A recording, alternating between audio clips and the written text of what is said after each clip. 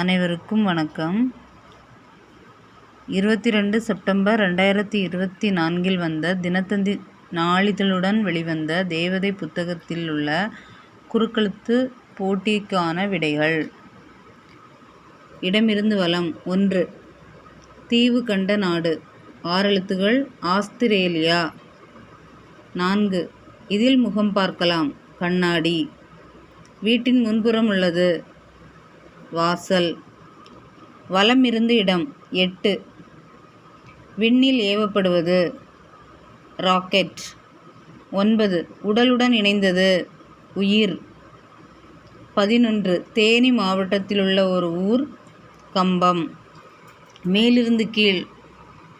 2. இங்கே அமர்ந்து ஓய்வெடுக்கலாம். திண்ணை. டேஷ் நாகாக்க. யாகாவாராயினும் நாகாக்க.